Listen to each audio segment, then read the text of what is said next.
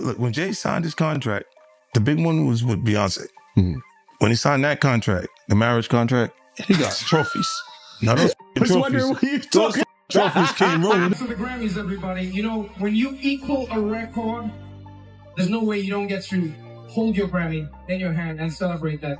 Jay-Z is on a mission, and 50 Cent might have just poked the wrong beast. The rap legend isn't letting this one slide after 50 dropped some wild accusations about his marriage to Beyonce. And this ain't your typical industry feud.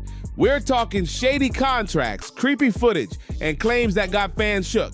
Is Beyonce really moving like a puppet with Jay pulling all the strings? And what if 50 isn't just being messy, but actually spilling real tea? Oh, wow, so that's the deal. Yeah, that's the deal. Like, the other ones didn't count as much as that one did.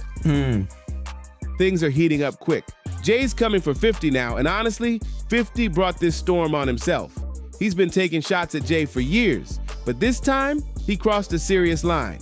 He straight up suggested that Jay-Z only made it big because of Beyonce. That's right. 50 didn't hold back when he sat down on the Flagrant podcast with comedian Andrew Schultz. When Jay signed his contract, the big one was with Beyonce. Mm-hmm.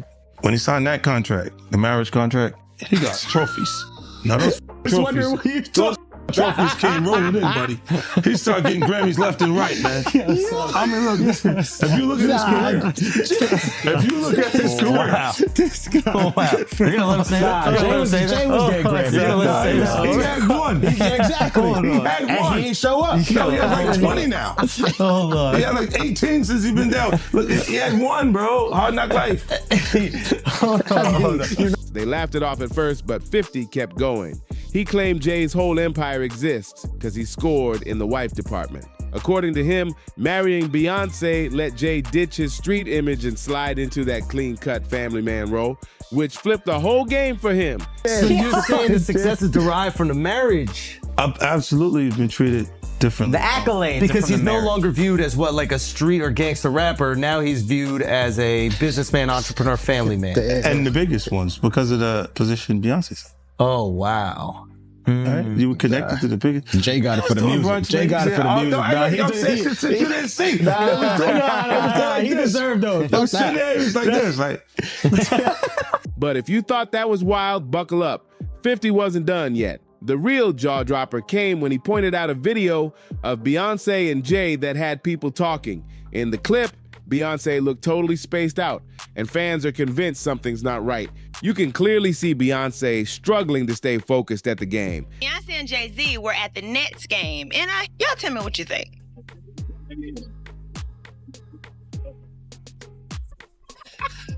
Y'all didn't hear the beat? I heard the beat, but then the beat went away. And she continued to rock and sway. Sometimes when you're a musician, if she been in the studio or whatever, the beat is still in her head, and you know she can hear the song, you know, and there's something so intriguing about that couple. Like even though like it makes it more interesting because you don't know what they were talking about. Like, are they having an argument? Can we reenact it and let's see what they were talking about? Now I told you I wasn't about to get any popcorn. Now I'm just tired. I'm flawless, and I'm tired. Jay-Z. But what about some juju beats? I like juju beats. They tasty. I mean, yeah, I know, but it ain't about that right now. Whoppers. Well, if you don't do it, I'm gonna put you where Solange's at. You can't even see her. Oh, really? It's like that now? Okay, so let me call her. Don't do that. Like her mind somewhere else. Sure, maybe she was just exhausted, but 50 Cent says, nope, that's not it. According to him, Beyonce had been given something before the game even started. And that's not all. There's also this moment from the Grammys that had people raising eyebrows. Thanks for the Grammys, everybody. You know, when you equal a record, there's no way you don't get to hold your Grammy in your hand and celebrate that. Jay-Z kept pushing her to take a drink, and when she refused, that look on his face was cold. It wasn't some cute couple moment, it was straight up uncomfortable. Why was he so pressed about her drinking it? 50's got a point. At times, Jay and Bey give off a power imbalance that's hard to ignore. Here's where things get even darker. Allegedly, Beyonce wasn't just discovered, she was positioned. Word is, back in the early days, she was being presented to big names in the industry way before she blew up. Think that sounds far-fetched? Bun B from UGK once talked about it in an interview. He said Destiny's Child and UGK were recording in the same studio, and Pimp C mentioned stopping by to say hi to the girls. Beyonce, being a fan, was excited, but her dad, Matthew Knowles, apparently had a different plan. He pushed for Pimp C to connect with Beyonce, not for friendship, but because it could have boosted both her career and his. There's a lot of our guys in there. There's a ton of Rap-A-Lot guys in the building. And Destiny's Child is recording in another room in the studio. Okay. And so Pimp goes in, they're like, Destiny Child over. He's like, oh, I want to meet them. They tight. You know, he goes in and he introduces himself. And I guess Beyonce was kind of taken aback that she was meeting Pimp C. Again, this was before Destiny's Child was a worldwide phenomenon. And so he comes back in the studio and we're recording and hanging out. And Matthew Knowles comes in and he asks, Pimp, can I talk to you for a minute? And so they leave out for a couple of minutes and Pimp comes in and he's dying laughing. And we're like, what's wrong? He's like, yo, Matthew Knowles just told me don't f his daughter, man. That's wild. Pimp C didn't go for it, but guess who did? Jay-Z. And it gets deeper. Jaguar Wright even claimed Beyonce had special training to step into this role, like it was all mapped out. She was trained at the esteemed Berklee College of Music.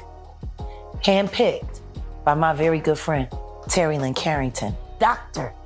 Terry Lynn Carrington, who put together Beyonce's entire female band, which was Matthew Knowles' idea because he couldn't get Beyonce to stop people. Guess you didn't know your daughter well enough because she just started all the girls. You might think Jaguar's just running her mouth, but look at the facts. Beyonce had it all. So why would she tie herself to a man fresh off probation? That's right. Most folks forget that Jay-Z once stabbed a man named Lance Rivera back in the day. He was in his 30s, and the case landed him on probation for 3 years after he pleaded not guilty to third-degree assault in 2000. Now here's where it gets wild.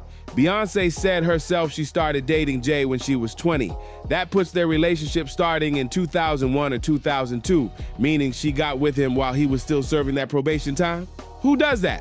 Why would someone like Bey, who could have had anyone, go for a guy with that kind of baggage? Doesn't add up, unless her dad and Jay struck some kind of deal behind closed doors. And in setups like this, women usually hit a breaking point. So to keep the plan on track, Jay couldn't just rely on a signed deal. He had to keep her locked in. And how?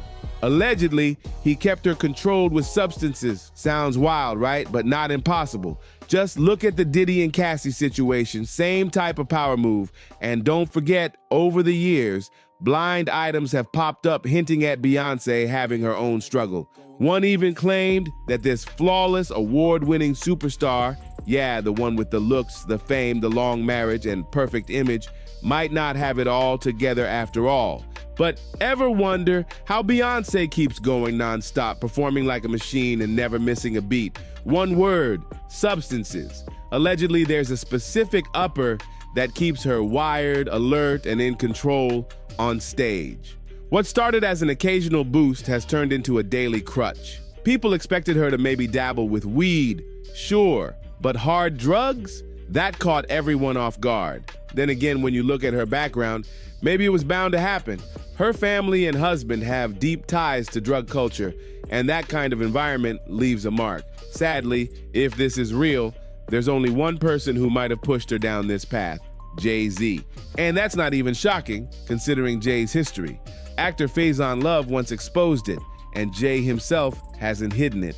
In an interview with Oprah, Jay took her through the Marcy projects, talking about how life there was literally life or death.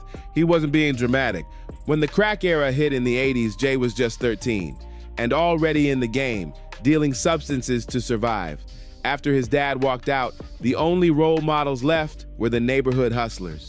Jay said that out there you had to stick to your word. If you crossed someone, there were no lawyers, just street justice.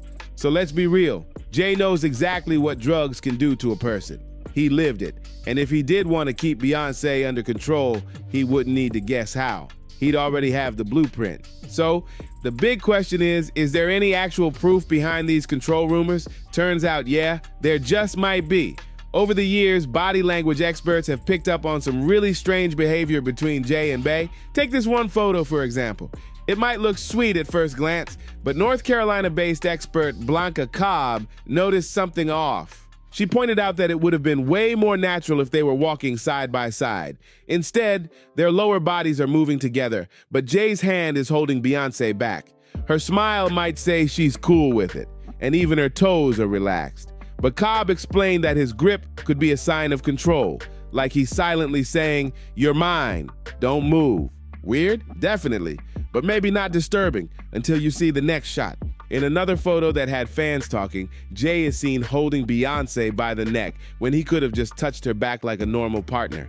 Cobb called it awkward and straight up possessive. She said it doesn't automatically mean something sinister, but it's clear he's using touch to claim her.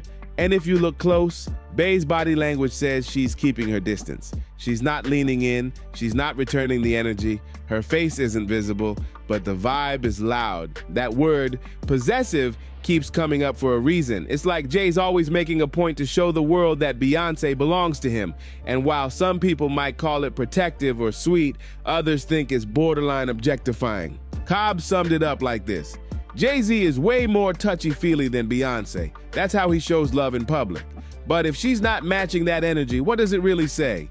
Sure, you can't judge a whole relationship just by looking at pictures. But when one person's always reaching out and the other just lets it happen without giving anything back, it makes people wonder, why would Beyonce, of all people, avoid showing affection to her own husband, the father of her kids? I love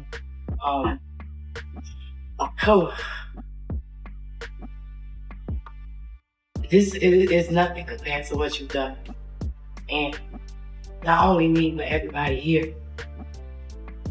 You've taught me so many things. I was 20 years old when we first started dating. You taught me how to be a woman. Some think it's because this wasn't a love story to begin with. It was a setup. Word is, Beyonce didn't choose Jay-Z from the heart. She was handed off to him. Yeah, she tells the world she's in love. But when you look at the details, it doesn't really add up.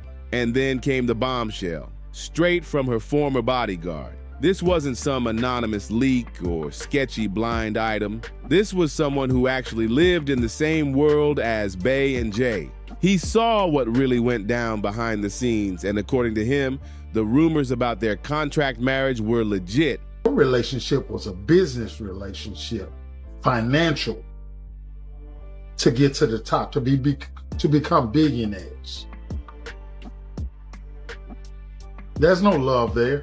But it doesn't stop there. He also backed up claims that Beyonce's been using substances. That's coming from someone who had eyes on her daily. Not a fan theory, not a gossip blog. A man who was right there. Yeah, Beyonce's on drugs. She's been on them for a long time, and you keep her that way. Y'all wish it what you wish it to stay on top. Here's where it gets spooky. His name was Ron, and suddenly after all that noise, he vanished. Just like that. A few months ago, he was on social media making waves with his claims, and now, gone. No updates, no sightings, nothing. Fans are spiraling with theories. Some think Ron passed away under suspicious circumstances. Others believe he went into hiding because he knew too much and became a target. Patriots, I have this update. Justin, someone in my comments, thank you, asked me, how did Uncle Ron die? I have some answers. Now, this is where it gets a little crazy. He died last month. He was only 59 years old, very young. Some people are whirling around that he died of that same pneumonia that Kim Porter had. Sounds a little bit shady. Sounds like maybe the diddler had him taken care of, because here's something real crazy.